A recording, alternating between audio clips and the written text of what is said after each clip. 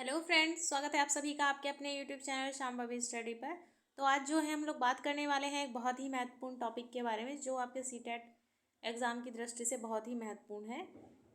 तो अगर आप लोग मेरे चैनल पर नए हैं तो प्लीज़ चैनल को सब्सक्राइब कर लीजिए ताकि आप लोगों को जो है आने वाले वीडियो का नोटिफिकेशन मिल सके। तो चलिए शुरू करते हैं पोर्टफोलियो। तो देखिए पोर्टफोलियो के बारे में जानते हैं कि पोर्टफोलियो क्या होता है। तो देखिए पोर्टफोलियो जो है किसी बालक के जीवन का प्रत्येक अवस्था तथा उससे संबंधित घटना की जानकारी जिस फाइल के अंतर्गत मिलती है उस फाइल को पोर्टफोलियो कहा जाता है।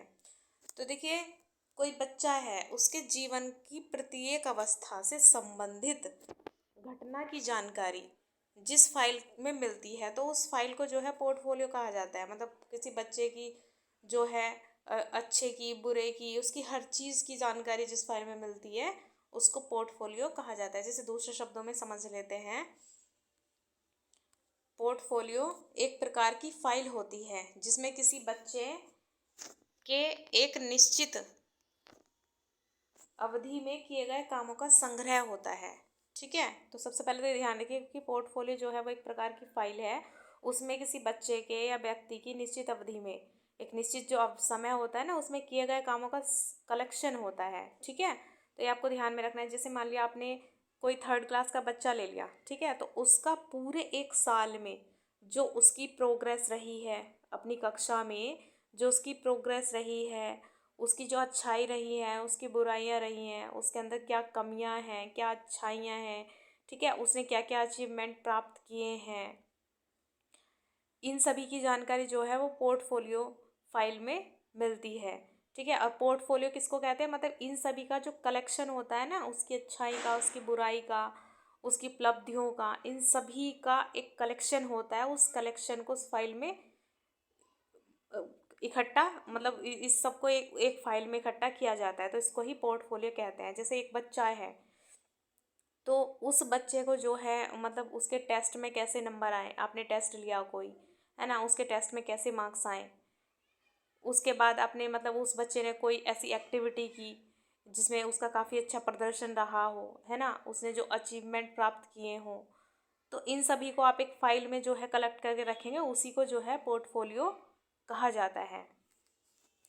ठीक है, नेक्स्ट पे चलते हैं। नेक्स्ट में क्या कहा जा रहा है, पोर्टफोलियो से मिलने वाली जानकारी। तो देखिए पोर्टफोलियो के द्वारा जो है वो क्या क्या जानकारी मिलती है किसी बच्चे के बारे में या किसी व्यक्ति के बारे में, आप पोर्टफोलियो की सहायता से क्या क्या जानकारी प्राप्त कर सकते हैं। तो देखिए इसकी सहायता से जो है पारिवारिक जानकारी मिलती है। जैसे कोई बच्चा है और स्कूल में पढ़ता है तो उसकी पारिवारिक जानकारी मिलती है, मतलब उसके पिताजी का नाम, ठीक है, उसके पिताजी का व्यवसाय, पापा मम्मी का नाम पूछा जाता है, उसका पापा का व्यवसाय, तो ये सब चीज़ें इस तरह से उसके पारिवारिक जानकारी जो है वो पोर्टफोलियो की सहायता से मिलती है, या पोर्टफोलियो फाइल में जो है इन सभी का कलेक्शन होता है।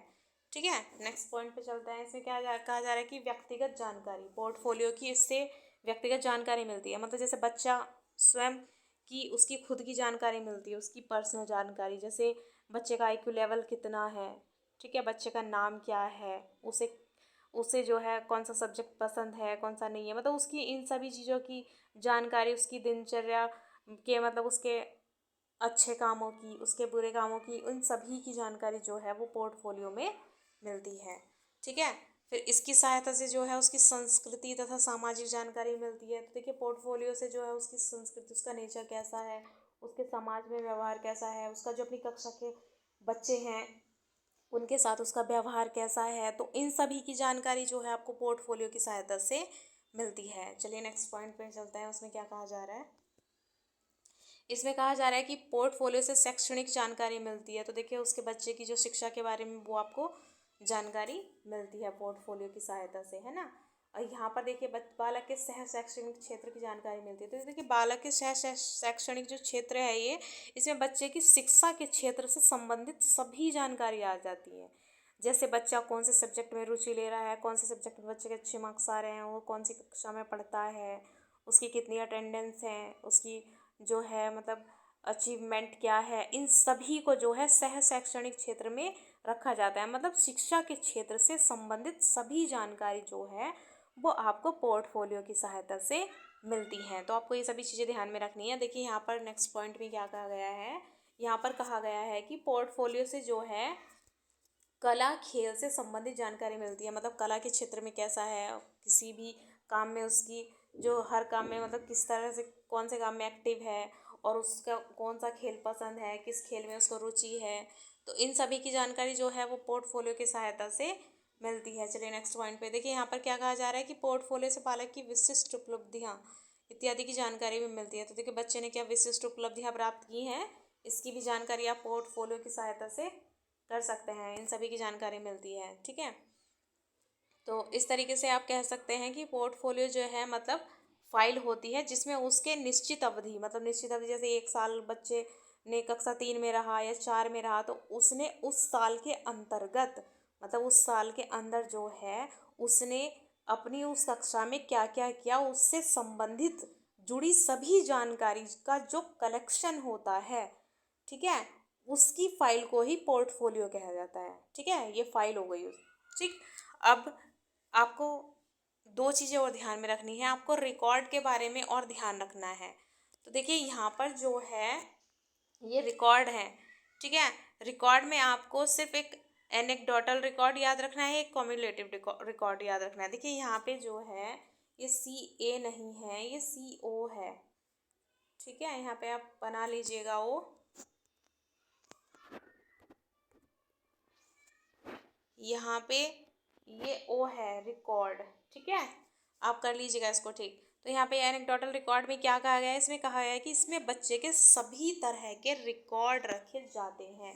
मतलब इसमें बच्चे के सभी तरह के, चाहे वो किसी भी तरह का हो, ऐसा कुछ नहीं कि कुछ अलग से हो, सभी तरह के, अच्छा बुरा, उपलब्धि, सभी शिक्षा से संबंधित, है ना, पारिवारिक संबंधित, इसमें सभी के रिकॉर्ड रखे जाते हैं। उसका व्यवहार, उसका कौशल, उसका एटीट्यूड, इन सभी की जो है इसमें रिकॉर्ड रखा जाता है, जो एनेक्डोटल रिकॉर्ड होता है। ठीक है, वहीं दूसरी तरफ देखते हैं कॉम्युलेटिव रिकॉर्ड जो होता है, उसमें जो है बच्चे की कक्षा से संबंधित, ठीक है, बच्चे की कक्षा या क्लास से संबंधित रिकॉर्ड रखे जाते हैं। जैसे अकेडमिक अटेंडेंस, है ना, अकेडमिक अटेंडेंस और अचीवमेंट। ठीक है, तो ये सभी आपको ध्यान रखना है कि कॉम्युलेटिव में क्या है, इसमें बच्चे की जो कक्षा होती है ना, कक्षा से संबंधित, उसकी क्लासरूम से संबंधित जो सभी रिकॉर्ड हैं, उसकी उपस्थिति कितनी है, उसके एकेडमिक कितनी है, उसके अचीवमेंट क्या है, तो इससे संबंधित जानकारी जो है, कक्षा से संबंधित जानकारी वो आपको मिलेगी कॉम्युलेटिव रिकॉर्ड में। ठीक है, तो ये सभी चीज़ आपको याद रखनी है। ये सभी सारे के सारे पॉइंट्स जो हैं आपको याद रखने हैं, और आपका जो है पोर्टफोलियो से कोई भी क्वेश्चन सीटेट में नहीं छूटेगा। मुझे उम्मीद है कि आप लोगों को ये वीडियो पसंद आया होगा। प्लीज़ वीडियो को लाइक कीजिए, शेयर कीजिए और चैनल को सब्सक्राइब कीजिए। Thanks for watching.